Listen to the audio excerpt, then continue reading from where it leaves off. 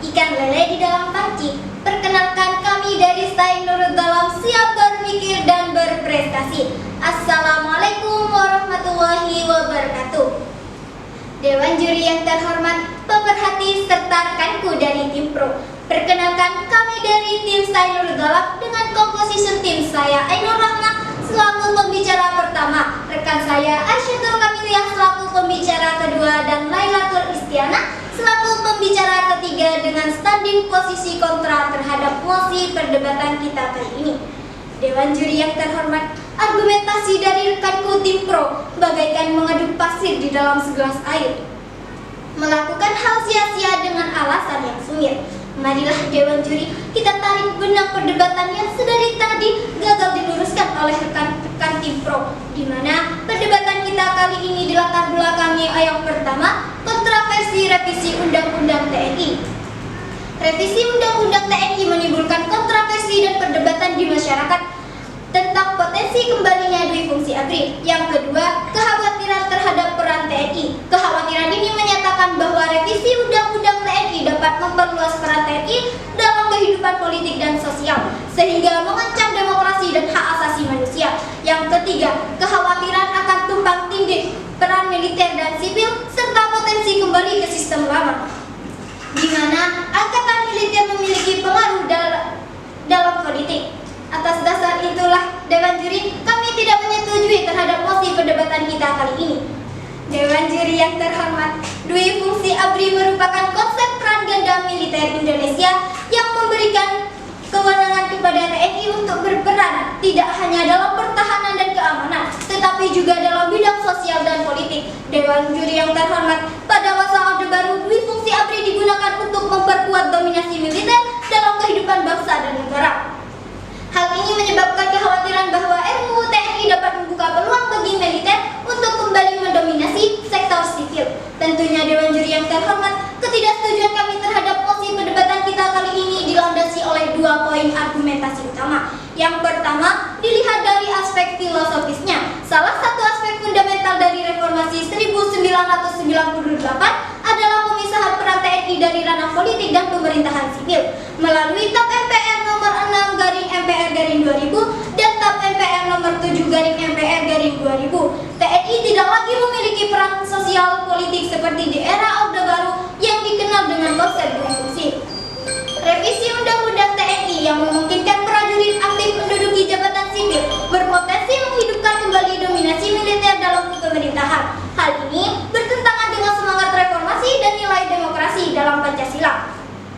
Landasan yang kedua Dewan juri dilihat dari aspek yuridisnya yang tercantum dalam pasal 30 ayat 3 Undang-Undang 1945 menyatakan bahwa TNI sebagai alat negara di bidang pertahanan bertugas mempertahankan, melindungi dan memelihara keutuhan dan kedaulatan negara. Sekian, terima kasih.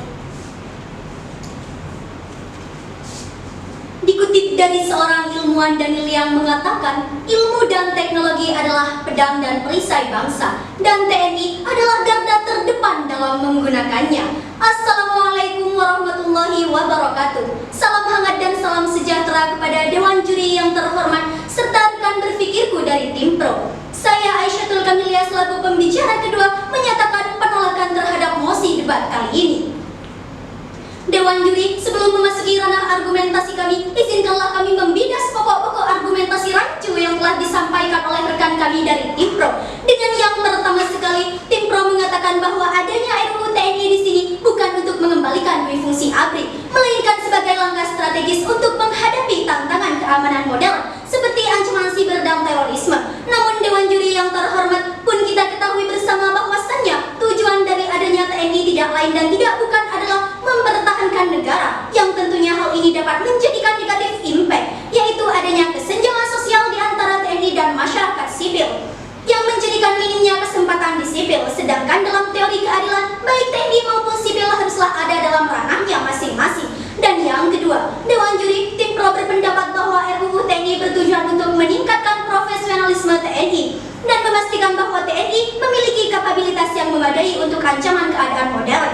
Namun sepertinya tim pro kurang memahami maksud dari kapabilitas TNI itu tersendiri, yang mana kapabilitas yang dimiliki oleh TNI semata-mata untuk melaksanakan tugas dan fungsinya sebagai lembaga lembaga pertahanan negara, bukan masuk pada ranah sipil maupun memiliki peran ganda. Dewan juri, masuklah kami pada poin argumentasi. Pada revisi Undang-Undang TNI memiliki kekurangan dalam transparansi dan partisipasi publik, yang mana hal ini dinilai dapat menimbulkan kekhawatiran tentang legitimasi RUU tersebut. Bahkan hal ini dapat dianggap bertentangan dengan prinsip pemerintahan yang terbuka dan demokratis. Serta adanya perluasan tugas militer dalam operasi militer selain perang atau OMSP yang dapat mengancam hak asasi manusia, yang mana dui fungsi ABRI tidak hanya dimaknai melakukan politik praktis saja, tetapi mengemban tugas-tugas di luar tugas pokok utamanya. Yang hal ini membuat fungsi utama TNI terhambat, yang seharusnya TNI menjadi pertahanan negara, namun kini malah memiliki tugas di ranah militer. Dalam landasan yuridis pun kami menemukan ketidaksesuaian dari revisi undang-undang yang telah disahkan pada 20 Maret 2025 lalu, yakni pada pasal 47 ayat 1 yang berisi tentang perluasan jabatan prajurit aktif dalam menduduki jabatan pada 15 kementerian ataupun lembaga sipil, seperti pada Kementerian Koordinator Bidang Politik dan Keamanan, Kesekretariatan Negara, Narkotika Nasional, serta Intelijen Negara. Yang hal ini pernah diterapkan pada masa Orde Baru, yang mana dui fungsi ABRI adalah doktrin yang memungkinkan memiliki peran ganda, yaitu sebagai kekuatan pertahanan dan sebagai kekuatan sosial politik. Berbeda dari undang-undang terdahulu yang mana TNI hanya dapat menduduki pada 10 kementerian ataupun lembaga, yang semuanya memang merupakan tugas utama TNI dan tidak ada satupun yang masuk pada sipil. Dan adanya RUU TNI di sini dapat mengaburkan batasan antara militer dan sipil.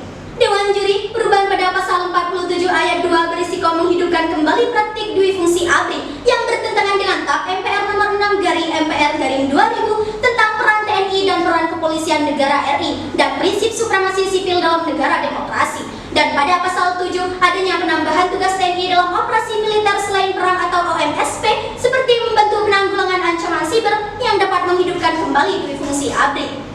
Bukan hanya pada kalangan masyarakat saja yang menolak adanya revisi Undang-Undang TNI, namun juga pada kalangan mahasiswa serta dosen dan Komnas HAM pun menolak adanya revisi ini. Seperti mahasiswa UIN Wali Songo Semarang, Universitas Muhammadiyah Sidoarjo, Rektor Universitas Islam Indonesia Fathul Warid, serta dosen juga mahasiswa UGM menolak adanya revisi Undang-Undang TNI, yang hal ini seharusnya tidak diabaikan oleh pemerintah.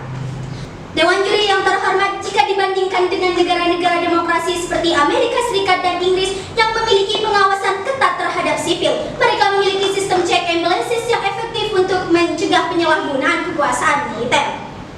Sedangkan di Indonesia, revisi undang-undang malah menambahkan tugas-tugas baru oleh TNI yang hal ini menyebabkan adanya kecacatan profesionalisme dari seorang TNI, yang mana seharusnya TNI berfokus pada pertahanan negara, kini harus mengemban tugas di luar ranah kemampuannya. Dewan juri yang terhormat, atas semua argumentasi yang sudah saya sampaikan, saya dengan lantang dan dengan bangga menyatakan tetap kontra pada mosi debat kali ini. Sebab kita sebagai mahasiswa sekaligus masyarakat harus bisa menilai dan meneliti apa yang terjadi pada kedua sisi.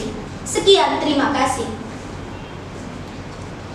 Jenderal Sudirman pernah berkata, tentara hanya mempunyai kewajiban satu, yakni mempertahankan bangsa.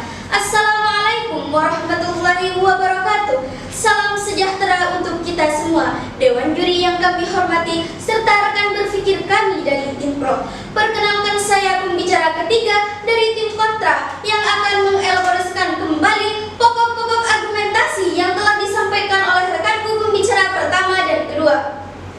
Namun sebelum masuk kepada tataran argumentasi, izinkanlah kami untuk merekonstruksi kesalahan berpikir dari rekanku tim Pro. Dewan juri masih hangat dalam ingatan rekanku dari tim Pro mengatakan bahwa dinamisme Undang-Undang TNI tidaklah sebagai babak baru berfungsi ABRI, melainkan memperjelas posisi TNI dalam perencanaan strategis.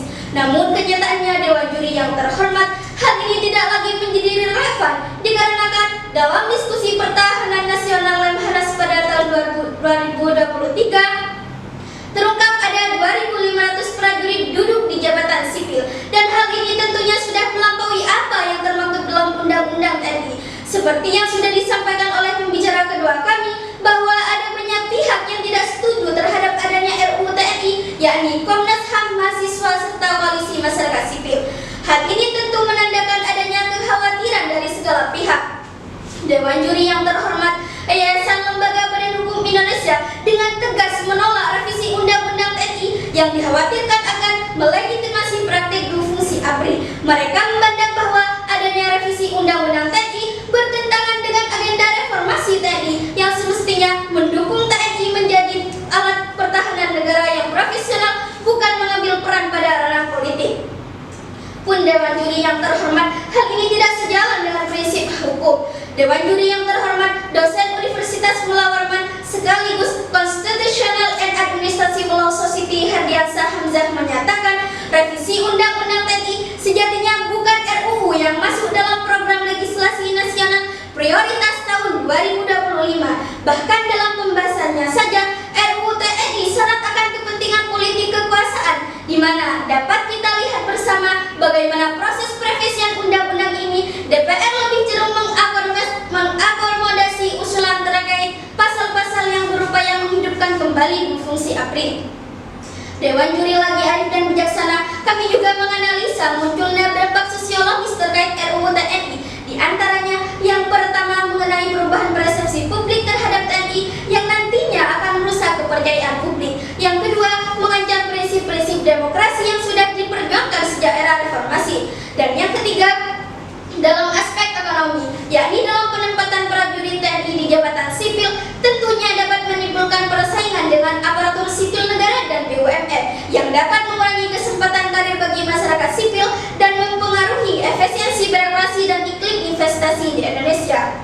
Dewan Juri yang terhormat, kami dengan tegas tetap menolak mosi perdebatan kali ini, dikarenakan semestinya aparatur pemerintah dan DPR mendorong agenda reformasi peradilan militer melalui revisi Undang-Undang Nomor 31 Tahun 1997 tentang peradilan. Pun agenda revisi ini lebih penting karena merupakan kewajiban konstitusional negara untuk menjalankan prinsip equality before the law. Karena reformasi peradilan militer merupakan mandat MPR Nomor 6/MPR/2000 dan Undang-Undang Nomor 34 Tahun 2004 tentang Tentara Nasional Indonesia.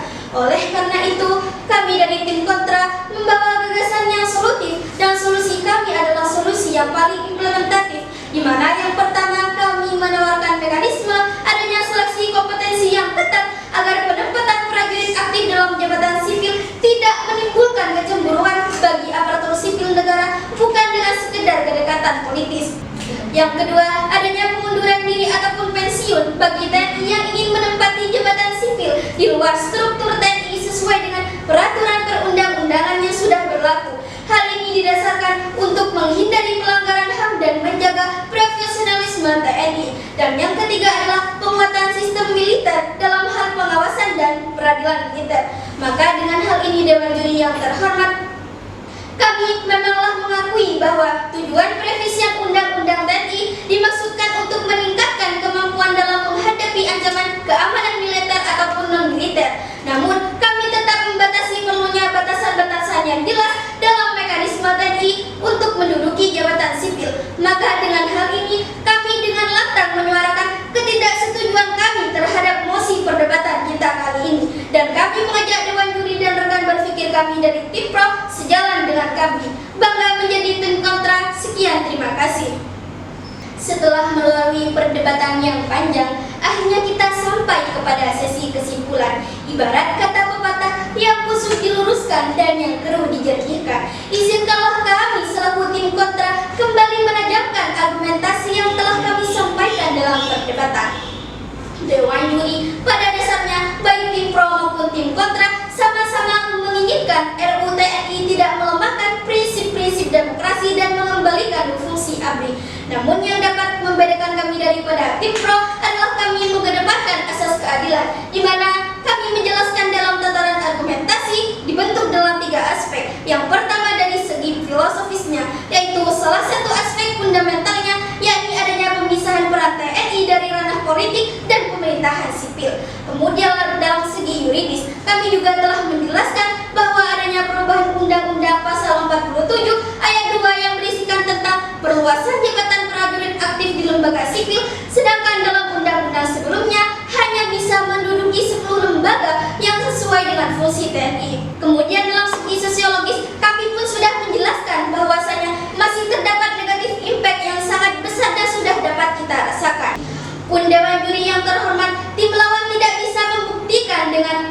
apa sisi profesionalisme seorang TNI tetap terjaga dengan adanya perevisian Undang-Undang TNI.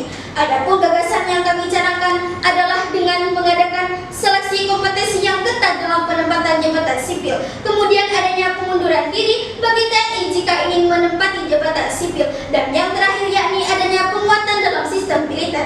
Argumentasi tim kontra melawan tim pro. Sekian, terima kasih.